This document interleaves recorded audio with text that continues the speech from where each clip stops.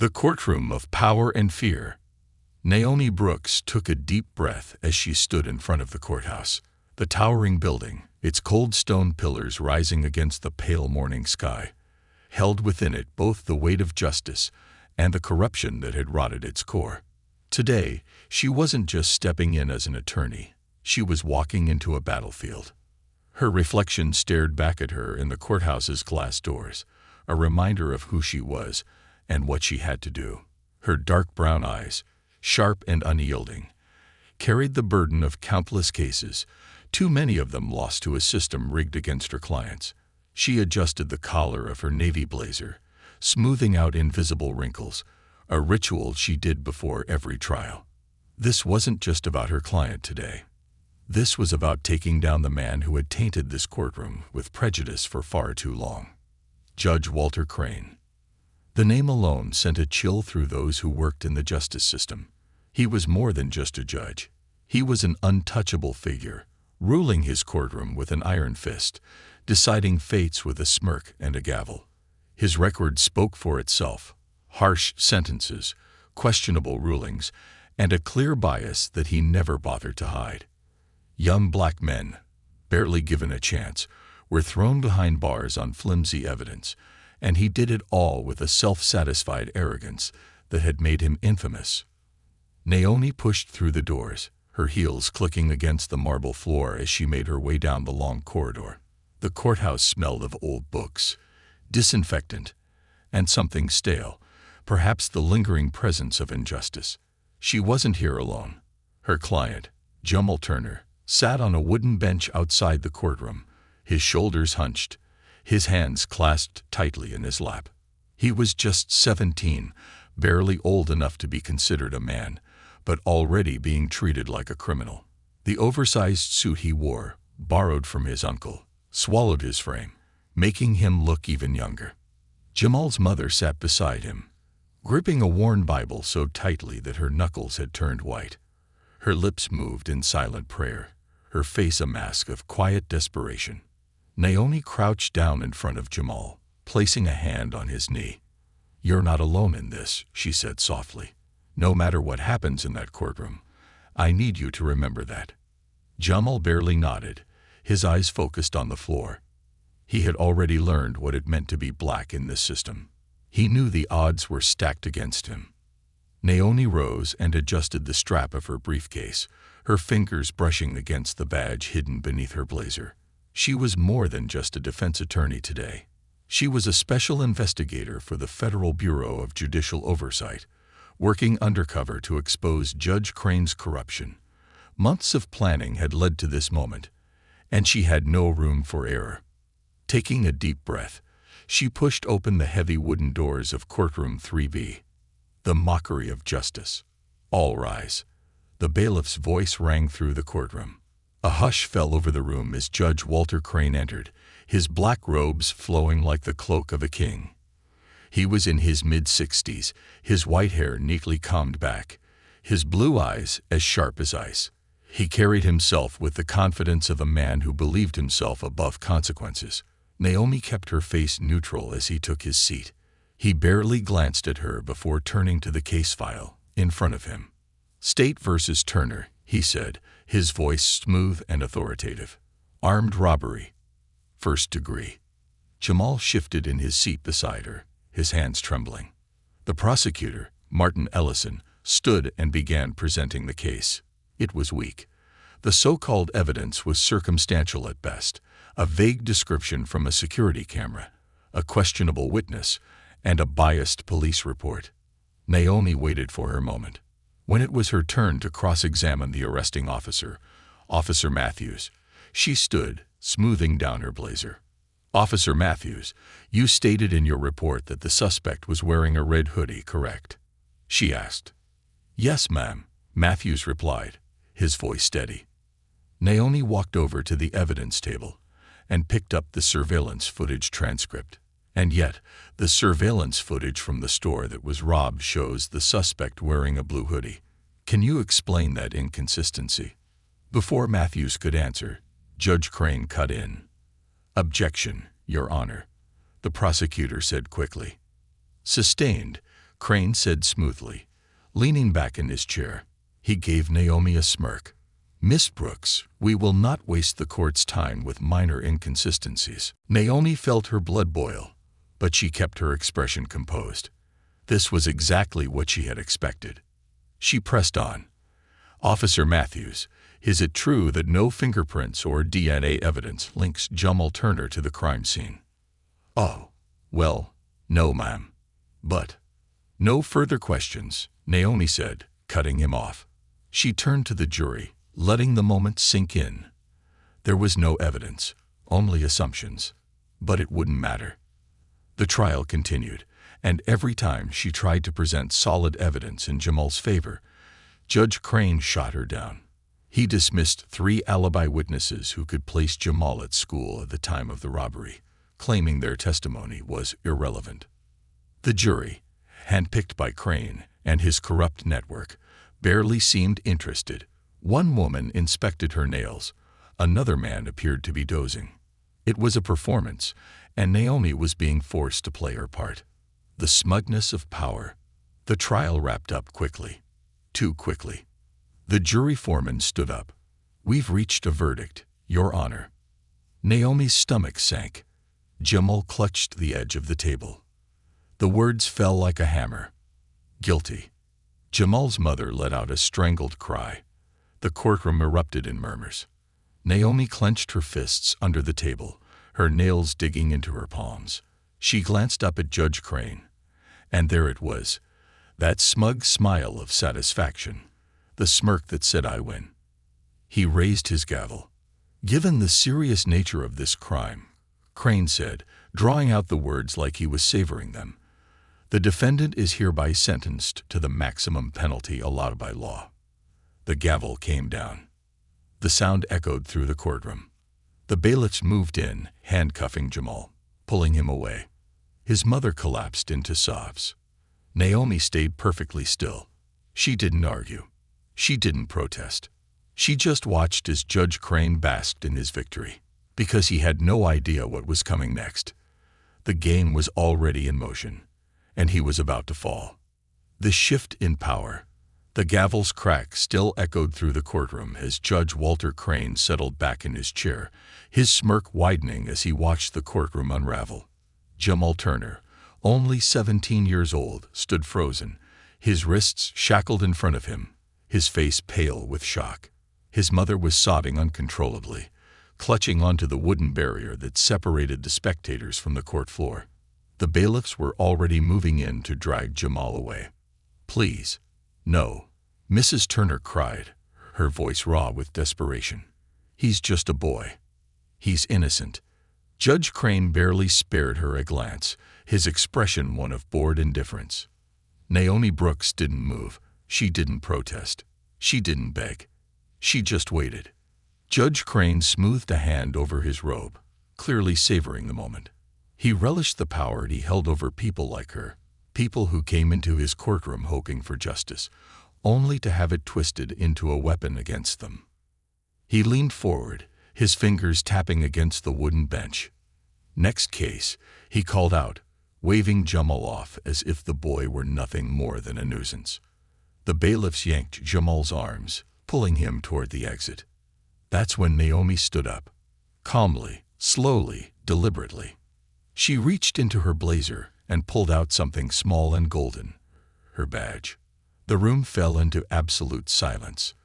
The bright emblem of the Federal Bureau of Judicial Oversight gleamed in the courtroom lights. Judge Crane's smirk vanished. I have here, Naomi said, her voice sharp and unwavering, an arrest warrant for Judge Walter Crane, signed by a federal judge. A collective gasp rippled through the room.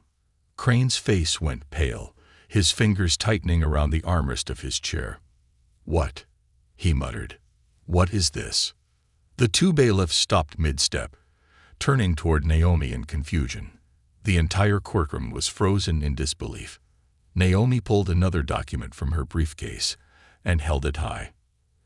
You are under arrest, Your Honor, she continued, her words dripping with icy authority, for conspiracy, bribery, judicial misconduct, and obstruction of justice. Judge Crane's hands gripped the bench so hard his knuckles turned white. "This is a joke," he snarled. "You can't."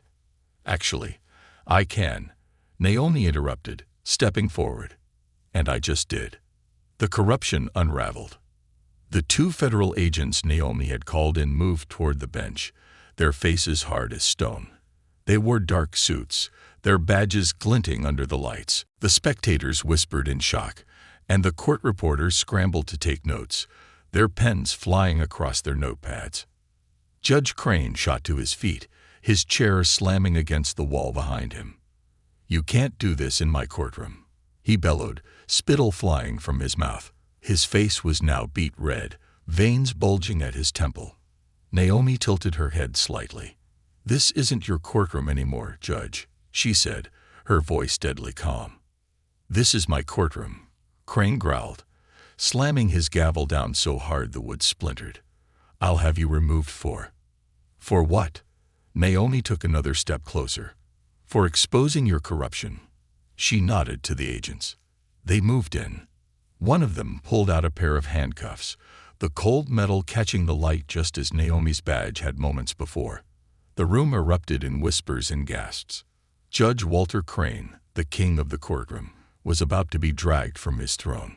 "Don't you teach me," Crane roared, his voice cracking. "I'm a GDG. I have IMMUNITY." Naomi simply smiled. Not anymore. As the federal agents grabbed his arms, he struggled violently, but it was no use. The click of the handcuffs sounded like thunder in the courtroom. The exposed secrets. Naomi wasn't finished. She turned to the large projector screen that had been discreetly set up in the courtroom before the trial.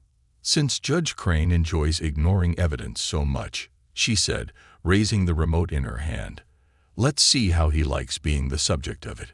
With a single click, the screen flickered to life. A recorded conversation played over the speakers. It was Judge Crane's voice, casual, smug, and completely damning. "Black defendants." He chuckled. "I don't even read their case files. They're all guilty." The courtroom exploded in gasps. Naomi clicked to the next recording. This time, Crane's voice was colder, more calculated. "Make sure this one gets the maximum sentence. The private prisons pay better when their cells stay full." A young court clerk covered her mouth with her hands, her face going pale. An older black woman, a veteran courthouse reporter, sat frozen in her seat, tears welling in her eyes. Naomi wasn't done. The final video played. This one showed Crane in his chambers, a thick envelope of cash being slid across his desk by a well-dressed man. Naomi froze the frame at the exact moment the money changed hands. She turned to the room, her voice cutting through the stunned silence. "That," she said, pointing to the image, "is the prosecutor who just handled Jamal Turner's case." The courtroom was dead silent. Judge Crane's entire world was collapsing in front of him. The humiliation of a fallen king. The federal agents began dragging him toward the exit, his cuffs biting into his wrists. "You'll regret this, Brooks," he shouted, his voice filled with pure hatred. "I doubt that," Naomi shot back, her arms crossed. As they reached the doorway, the courtroom erupted in cheers. Not everyone, of course. There were plenty of lawyers, prosecutors, and officials in the crowd who had benefited from Crane's corruption. But for the families who had lost sons, brothers, and fathers to his rulings, for the defendants who had been railroaded without a fair trial, and for the staff who had been forced to turn a blind eye, this was justice finally served. Jamal Turner's mother clutched Naomi's hands, tears streaming down her face. "You saved him," she whispered. "You saved my baby." "No, Mrs. Turner," Naomi said, giving her hands a squeeze. "I just did what should have been done a long time ago." But this was just the beginning. As Naomi walked out of the courtroom, her phone buzzed. A text message. It was from an unknown number. It contained only 4 words. "You're in over your head." Naomi stopped, her heart pounding.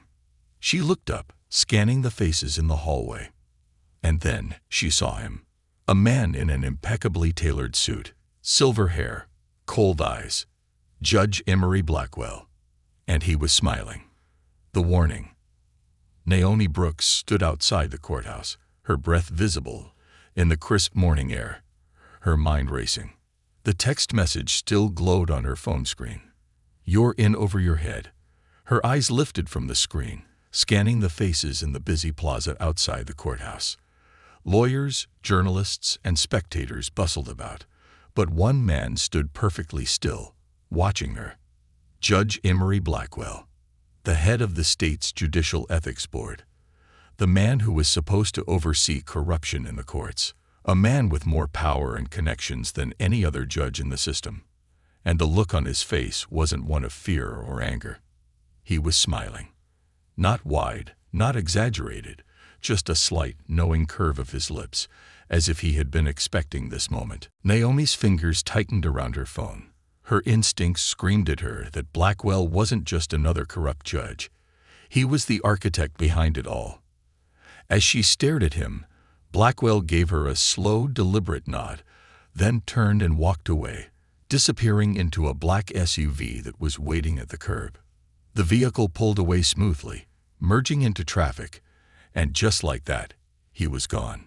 Naomi inhaled deeply, pushing aside the unease creeping up her spine. They wanted to intimidate her. They wanted her to back down. That meant she was finally hitting a nerve. The layers of corruption.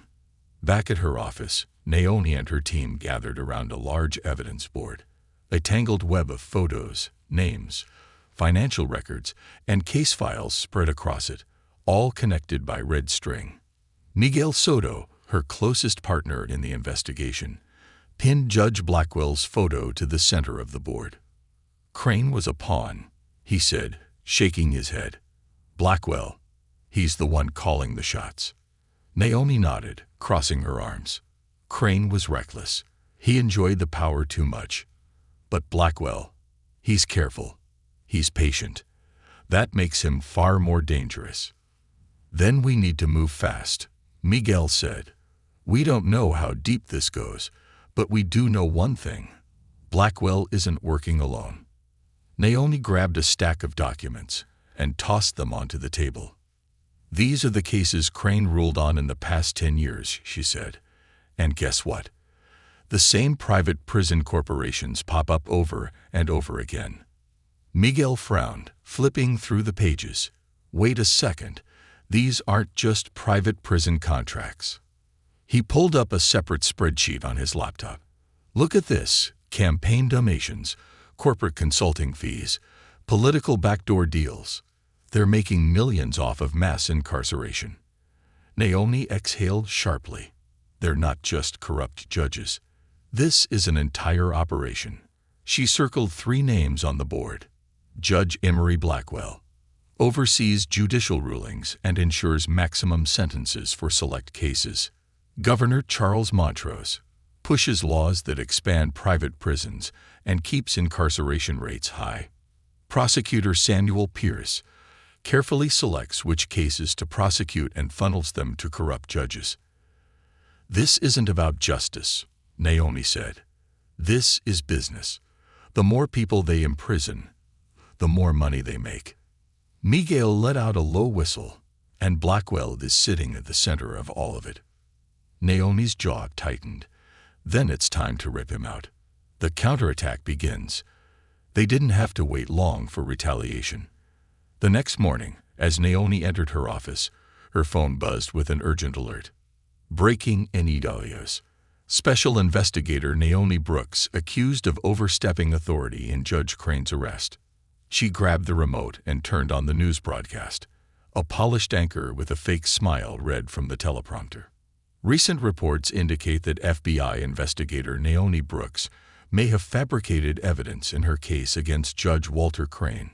Some legal experts suggest her aggressive tactics have put the integrity of the investigation into question." The screen flashed to a guest speaker, a former prosecutor. "Look, I'm not saying Crane is innocent," the man said, adjusting his tie. "But we have to question whether this was a politically motivated takedown. Naomi Brooks has a history of pushing cases too hard. Miguel turned off the TV with a sharp click. They're coming after your credibility. Naomi forced herself to stay calm. This was Blackwell, she said. He's controlling the media, spinning the story to make me look like the bad guy. Her laptop pinged with another alert. She pulled up the article. Naomi Brooks' past cases under investigation. Sources question FBI's legitimacy. Miguel read over her shoulder. They're trying to bury you in bad press. Make it so that even if you find something on Blackwell, no one will believe you. Naomi clenched her fists. This wasn't just a cover-up anymore. They were trying to destroy her. The message in blood. By the time the sun set, Naomi was ready to leave the office, exhaustion settling into her bones. But as she walked to her car, a gut feeling stopped her in her tracks. Something felt wrong. Her car was parked in its usual spot, but the streetlight above it was out. Shadows stretched across the pavement. Slowly, she approached, her hand moving to the weapon at her hip. That's when she saw it. A single red envelope taped to her windshield. Her pulse quickened. Peeling it off, she unfolded the note inside. Red ink. No, not ink. Blood. 4 simple words were written inside. Walk away. Last warning. Naomi felt her stomach turn. She scanned the rooftops, the alleyways, the parked cars nearby. Someone had been here, watching her, waiting. She took a steady breath and pulled out her phone. Traced the security footage around my car, she told Miguel. We need to see who left this. She looked at the note again. Walk away. They wanted her to be afraid. They had no idea who they were dealing with. The plan to take Blackwell down. Back in the office, Naomi and her team huddled around a laptop as Miguel pulled up the surveillance footage from the parking lot. The timestamp showed 1:37 a.m. A dark figure moved through the shadows, approaching her car. He was fast, efficient, barely in the camera's frame for more than a second. Miguel zoomed in. Wait, look at this, he muttered. The man's wrist was visible as he placed the envelope. On his sleeve was a faint embroidered emblem. Naomi's eyes narrowed. That's the governor's special security unit. That's Montrose's personal kill team. Miguel exhaled. We just linked Montrose to the threats against you. Naomi's lips curled into a cold, dangerous smile. Good, she said, because I was looking for an excuse to go after him next. The evidence that could ruin everything. Naomi stood at the center of her FBI war room, staring at the mess of files, photographs, and documents spread across the walls. Judge Blackwell, Governor Montrose, Prosecutor Pierce. The triangle of corruption was clear. Miguel paced beside her, scrolling through his laptop. The governor's kill team left that threat on your car. That means he's directly involved. Naomi exhaled sharply, leaning against the desk. Then we're closer than we thought. But we're still missing something, Miguel muttered, rubbing his jaw. We've connected the dots between the private prison contracts and Blackwell's judicial corruption. We know Montrose pushed laws that funneled prisoners into those facilities. But what's the final piece? The money, Naomi said. Miguel stopped pacing. What? Naomi grabbed a red marker and circled 3 accounts in their financial records. The money is moving through shell companies, being laundered through real estate, offshore accounts, and private consulting fees. But there's a key account that keeps coming up, one tied to an anonymous trust. She jabbed the marker at the name. Orion Holdings. Every time Blackwell signs off on a max sentence, money moves through Orion Holdings, Naomi said.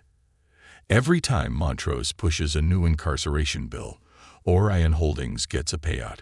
We find out who's behind it. We burn the whole thing down. Miguel's fingers flew across the keyboard. There's no public owner. The account is hidden behind multiple international banking layers. We need. A new name popped up on the screen. Authorized representative. Peter Langford. Naomi froze. Langford. The missing prosecutor. Miguel's eyebrows shot up. Holy Naomi, this guy disappeared years ago. If he's still alive. He's the key, Naomi whispered. If Langford was alive, he was the last person who could expose everything. And that meant one thing. He was a walking target. The race against time. Langford had been off the grid for years, but Naomi knew one thing. No one truly disappeared without help. Miguel pulled up old federal records. He took a job as a legal consultant before vanishing. Last known address, a rundown apartment complex on the east side. Then we go, Naomi said, already grabbing her coat. Miguel hesitated. Naomi, if Blackwell and Montrose are protecting this guy, they'll know the moment we move on him. Then we better move fast. Within 20 minutes, Naomi and Miguel were outside a dilapidated apartment complex, its walls covered in graffiti, the windows boarded up. The kind of place people went to be forgotten. The second Naomi stepped out of the car, her gut screamed at her. Something wasn't right. The front door was slightly open, swaying in the wind. She exchanged a look with Miguel before drawing her gun. They moved in, their footsteps silent on the old wood floors. Inside, the stench of blood filled the air. And there, slumped in a torn leather chair, was Peter Langford. His lifeless eyes stared at the ceiling, a bullet hole dead center in his forehead. Blood still dripped onto the floor. Naomi's stomach twisted. Damn it. Miguel crouched, checking for a pulse, even though they both knew it was useless. He's fresh, Miguel muttered. Less than an hour. Naomi scanned the room. Langford had been going somewhere.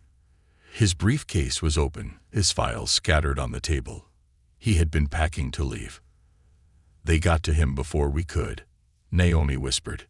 Miguel sighed sharply, rubbing his face. Who do you think ordered it? Blackwell or Montrose? Naomi clenched her jaw. Doesn't matter. She reached for the only file that wasn't covered in blood. It was labeled M Directive. Inside was a single sheet of paper. And at the bottom, the signature of Governor Charles Montrose, the ticking clock. Naomi couldn't breathe. Montrose's name was on the directive. That meant one thing. He wasn't just covering up corruption. He was orchestrating it. She slammed the file shut. We need to move. Now. Miguel grabbed the evidence bag and nodded. What's the plan? Naomi's mind was already working. We break this story wide open. We go after Montrose and Blackwell at the same time. Miguel exhaled. That's a suicide mission. Naomi turned to him, her expression hard as steel. I don't care. The governor's move. That night, as Naomi pored over the evidence, her phone rang. A restricted number. She hesitated for a fraction of a second before answering. Brooks, she said. A smooth, familiar voice filled the line. Agent Brooks, this is Governor Montrose. Her blood ran cold. Governor, she said, forcing her voice to remain calm. Montrose chuckled. Like this was a game. Now I'm a reasonable man, Naomi, he continued. And I have to wonder, why are you making so much noise? Naomi gritted her teeth. You're running a judicial trafficking ring. How's that for a reason? Montrose sighed. I see. So you're one of the righteous ones. Silence stretched between them. Then Montrose's voice lowered, growing deadly. You're poking around in places that could get you killed, Agent Brooks. Naomi felt the heat rising in her chest. So was Langford. She shot back. Right before you put a bullet in his head. A long pause. And then, Montrose laughed. A slow, chilling laugh. Oh, Naomi, he said softly. I didn't kill Langford. Blackwell did. Naomi's breath hitched. Montrose continued. I don't mind taking the heat for it, though. He was becoming a liability. But I have to ask, are you ready to become one too? Naomi gripped the phone so tightly her knuckles went white. Threatening a federal agent, Governor. She said, that's a bold move. Montrose exhaled slowly, like he was considering his next words carefully. "Just walk away, Naomi," he murmured. "You can't stop this. You think exposing me will change anything? Judges, prosecutors, law enforcement, we own the system. And you're just one agent." Naomi's pulse pounded. She had one shot at this. So she took it. "If you're so confident," she said smoothly, "why did you just admit everything to me?" The line went dead. The next move. Naomi dropped her phone onto the desk, staring at it in silence. Miguel looked at her. "Montrose." Naomi nodded, exhaling. He knows we're onto him." Miguel cracked his knuckles. "Then we better move fast." Naomi's mind raced. Montrose and Blackwell were turning on each other. That meant they were desperate. And desperate men made mistakes. Naomi leaned forward, determination burning in her chest. "We're bringing them both down," she said. At the same time, Miguel's lips curled into a grin. "Now that's what I like to hear." The crack in the wall. Naomi sat in the dimly lit FBI war room, her fingers tightening around her coffee mug as the tension in the air thickened like a storm cloud. The walls around her were covered in red-threaded webs of conspiracy. Judge Blackwell, Governor Montrose, the private prisons, the bribes, the murders. Every piece of the puzzle was in place. But that wasn't enough. Naomi needed proof. Not just strong suspicions, not just damning patterns. She needed something so undeniable, so bulletproof, that even the system protecting them would be forced to fold. And right now, her best shot at that was falling apart. Miguel slammed his laptop shut, his jaw clenched. Every witness we've had on the record, gone. Either discredited, missing, or too scared to testify. Naomi leaned back, rubbing her temples. Montrose and Blackwell are cleaning house. They know we're close. Miguel exhaled sharply. At this rate, it won't matter if we have the truth. By the time we go public, they'll have buried everything. And maybe us along with it. Naomi tapped her fingers on the desk. They were running out of time. She needed something they couldn't erase. And then it hit her. "We're looking at this the wrong way," Naomi murmured, sitting up straight. "Montrose and Blackwell built this system for one reason. Money. That's where we need to hit them." Miguel frowned. "We already traced the money. Offshore accounts, private prison kickbacks." "No." Naomi grabbed a marker and circled a single name on their board. "Not the money they've already made. The money they're still moving." She turned to Miguel, her eyes sharp. "What if we stole it first? The sting operation." "Let me get this straight," Miguel said, adjusting his earpiece as their team geared up in the surveillance van. "You want to rob the robbers?" Naomi smirked. "I want to expose them in real time." Montrose and Blackwell weren't just laundering money. They were actively moving funds through a secret financial pipeline, using various companies as fronts. The next scheduled transaction was happening tonight. A $75 million transfer, laundered through 3 shell corporations, before vanishing offshore. Naomi and her team had planted a tracker inside one of those accounts. All they had to do was intercept the transfer, copy everything, and let the money land in a government-seized account instead of theirs. It would do 2 things. Freeze a major asset of the conspiracy, effectively cutting off Montrose and Blackwell's financial lifeline. Expose the entire money trail in real time, forcing them into a panic.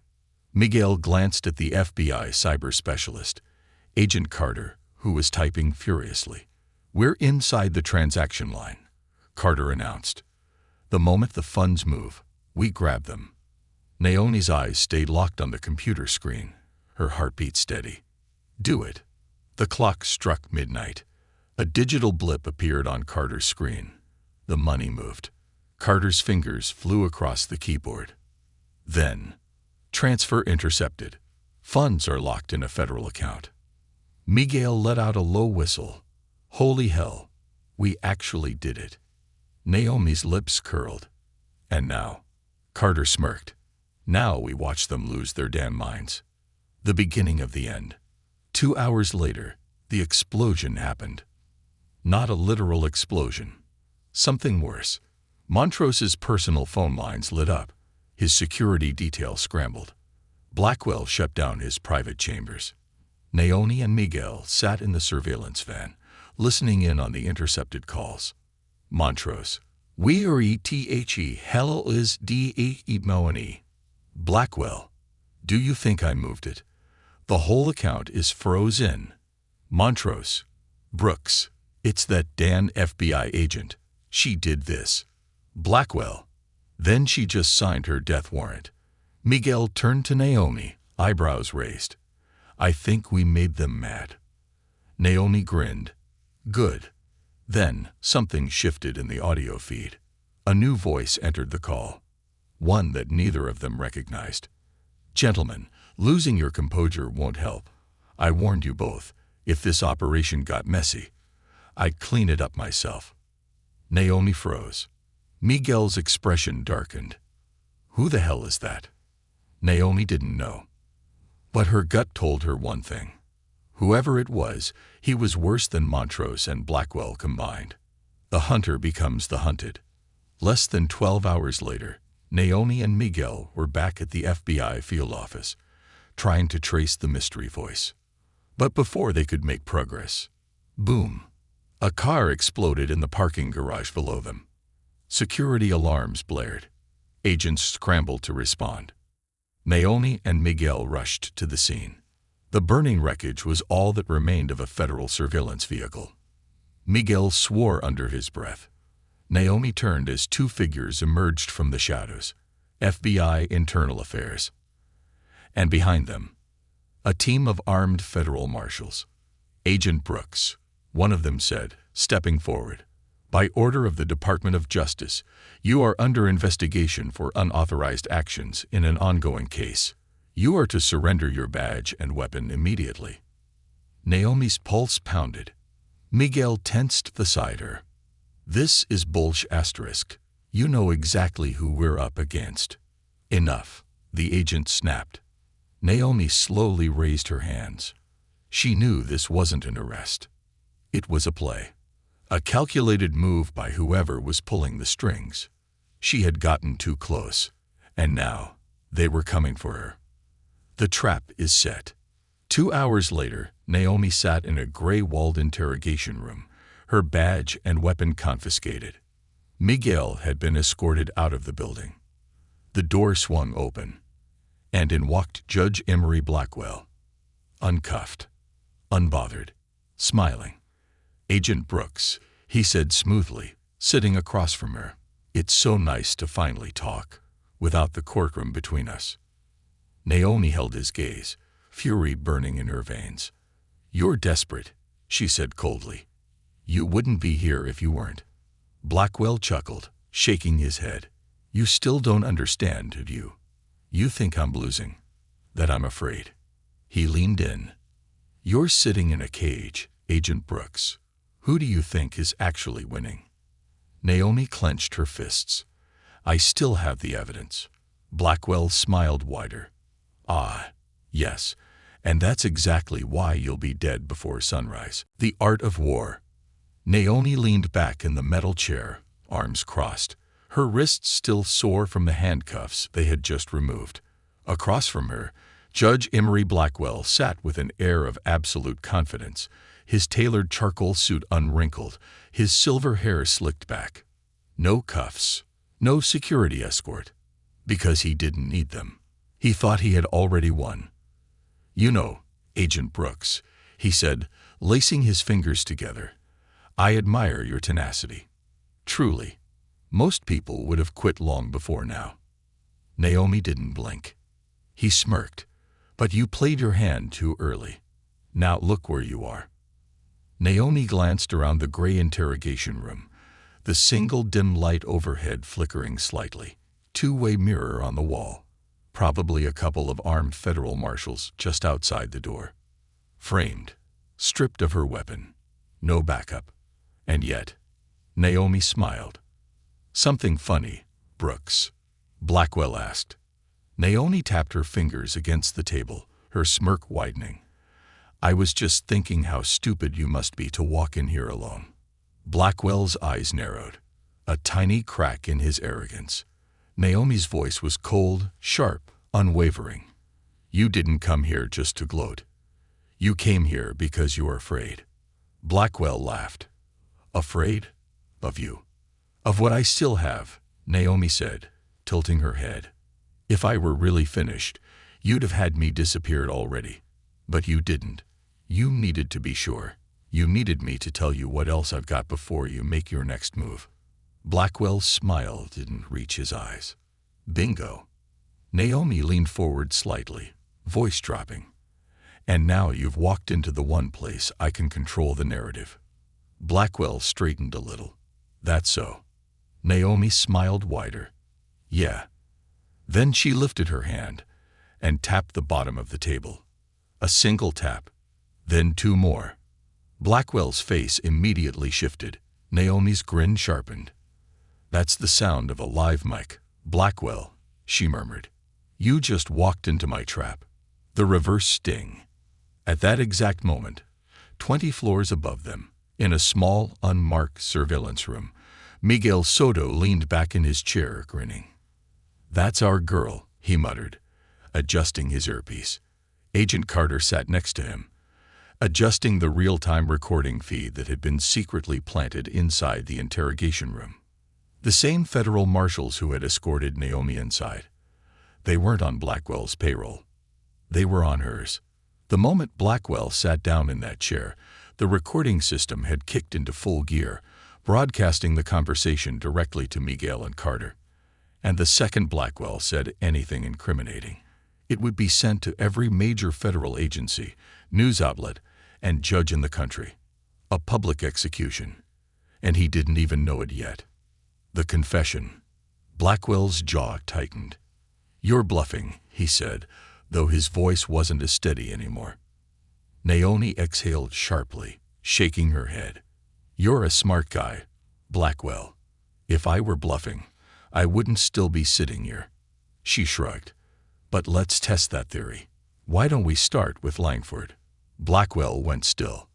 Peter Langford, Naomi continued, tapping her fingers again. The missing prosecutor, the one you killed. Blackwell's nostrils flared slightly. You have no proof. See, that's the thing. Naomi cut in. I don't need proof, because you're going to give it to me. Blackwell scoffed, shaking his head. And why the hell would I do that? Naomi leaned in, her voice lowering. Because Langford wasn't the only one. Blackwell's hand twitched. You think I came into this blind? Naomi continued, her voice calm but dangerous. You think I didn't make copies of every financial transaction? Every secret account? You think I don't have a full list of every judge, prosecutor, and cop you've bought? Blackwell's lips pressed together. You want to know how I got my hands on it? Naomi went on, eyes locked onto his. One of your own people gave it to me. One of the people you trusted. That did it. A flicker of doubt crossed Blackwell's face. Naomi pounced. That's right, she said. Someone in your little network realized you were getting sloppy. So they came to me. A lie. A calculated, brutal, effective lie. Because Blackwell didn't know who to trust anymore. And in his world, paranoia was a death sentence. The collapse. Blackwell stood up so fast his chair scraped against the floor. You think you can take me down? He hissed. You think you can break me?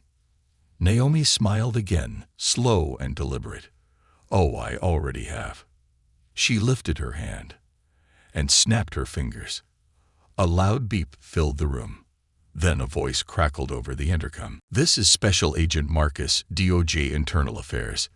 Judge Blackwell, you are under arrest for conspiracy, bribery, judicial misconduct, obstruction of justice, and involvement in multiple murders. Every word you just said has been recorded and submitted as evidence. Blackwell's face drained of color. The interrogation room door burst open. 5 federal agents stormed inside.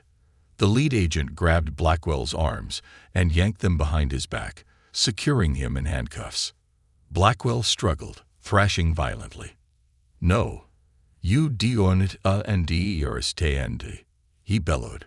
"This is a keep." "Yeah," Naomi said, standing up and straightening her blazer. It was. She watched as Blackwell was dragged out of the room, his shouts dissolving into echoes down the hallway.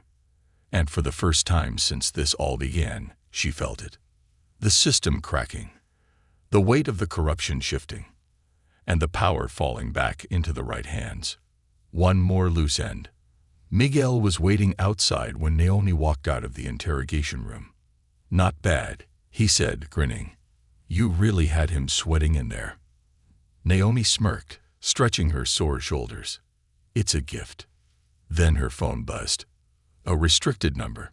She answered. Silence on the other end. Then, a single voice.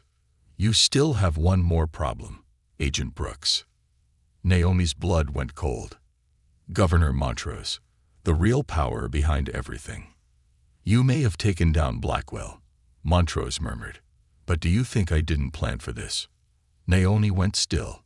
"Enjoy your little victory," Montrose continued, "because tomorrow I bury you." The line went dead. Naomi lowered the phone slowly. Miguel frowned. "What is it?" Naomi exhaled, cracking her neck. "We're not done yet. The final move." Naomi Brooks stood in the middle of her dimly lit office, staring at the evidence board. Blackwell was in custody. The media was exploding with coverage of his arrest. But Montrose, he was still free. And worse, he was coming for her. Miguel sat at the desk, tapping a pen against the wood, his expression grim. "Naomi, we should be lying low right now, not poking the hornet's nest." Naomi exhaled slowly. "We don't have that luxury, Miguel. Montrose won't just let this go. He'll come after us, after everyone involved." Miguel leaned forward. "Then how do we stop him?" Naomi pulled out one final folder from her drawer and slid it onto the desk. "This." Miguel frowned. "What is it?" Naomi's lips curled. "The insurance policy." Inside the folder was the one thing Montrose couldn't afford to be exposed. A secret offshore account linked directly to him, one that contained over $100 million in bribe money. It had taken months of digging, layers of encryption, and countless dead ends. But Naomi had found it.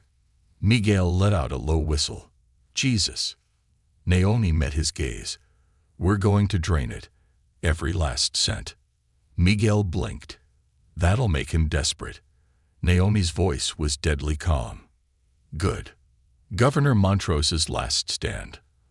11:30 p.m. The governor's private estate.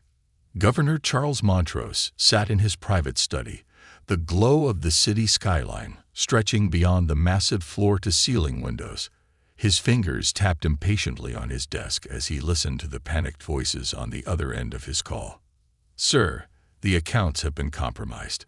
Every offshore holding. The funds are being liquidated as we speak." Montrose's jaw clenched. He already knew who was responsible. Naomi Brooks. And she had just made her last mistake. Montrose ended the call, turning toward the shadowed figure standing in the corner of his office. "You know what needs to be done." The man nodded once, and disappeared into the night. The showdown. 12:15 a.m. Abandoned dockyard. Naomi stepped out of the black SUV, the night air thick with tension.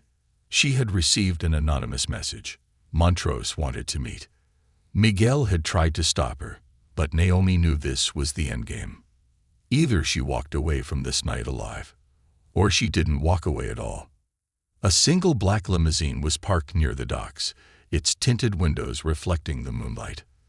Then, the back door opened, and Governor Charles Montrose stepped out. Even now, he radiated power. Immaculate suit, silver hair combed back, a cold, composed expression. Naomi didn't flinch as he walked toward her, his polished shoes clicking against the concrete. "So," Montrose said, his voice smooth as ever, "here we are. Naomi crossed her arms. "You're out of time, Governor." Montrose chuckled. "That's where you're wrong." He snapped his fingers. Immediately, 4 armed men stepped out of the shadows, surrounding Naomi. Guns raised. Silent. Professional. Naomi's fingers itched toward her gun. But she didn't move. Not yet. Montrose stepped closer, his voice lowering. "You think you can just take my money and walk away?" Naomi smirked. "I didn't take your money." Montrose's eyes darkened. "What?" Naomi's grin widened. "I gave it away." Montrose's calm facade cracked. "What the hell are you talking about?" Naomi pulled out her phone, holding up a live news broadcast. Montrose's face drained of color. The headline scrolled across the screen. "Breaking audios. Secret government of offshore. HTCOUNTs leaked. FUNDs donate to prison reform and VICTIM compensation funds." Montrose's hands curled into fists. You wanted that money to disappear," Naomi said, her voice razor-sharp. "I just helped." Montrose's rage boiled over. "You think he does illis over?" He roared. "I own the system, Brooks. You just declared war against the most powerful people in this country. They will bury you." Naomi stepped forward until they were inches apart. "No," she whispered. "They'll bury you first." Because she had one last ace. She held up her phone, revealing a live audio feed. The entire FBI task force was listening in. Every word Montrose had just said. It was being transmitted directly to a federal judge who was waiting to sign his arrest warrant. Montrose's breathing turned ragged. The gunman hesitated. And then, sirens. Dozens of FBI vehicles flooded the docks, red and blue lights cutting through the night. Montrose staggered back. "No," he whispered. Agents stormed the scene, weapons raised. The gunmen immediately dropped their weapons, knowing there was no escape. Montrose turned, wild-eyed, ready to run. But Miguel tackled him to the ground. Handcuffs snapped onto his wrists. Naomi crouched beside him, her voice calm, quiet, victorious. "This time, Governor." She smiled. "There's no one left to save you. Justice, at last." 1 week later, the headline of every news outlet in the country was the same. Governor Charles Montrose and Judge Emery Blackwell face federal charges in the largest corruption scandal in U.S. history. Naomi watched the news from her office, sipping her coffee as the anchor spoke. With new testimony from whistleblowers and financial records linking both men to the private prison bribery scandal, experts predict this case will lead to multiple life sentences. Public outrage continues to grow as federal investigators uncover more victims of the corruption scheme. Miguel leaned against the doorway, arms crossed. "So, how's it feel?" Naomi exhaled. "Like we just tore down a kingdom." Miguel smirked. "And built something better." Naomi glanced at the caseboard, now marked with large red X's over both Montrose and Blackwell's faces. Justice had finally been served. But Naomi knew one thing. The fight was never really over. Because there would always be more Montroses, more Blackwells, more corruption hiding in the shadows.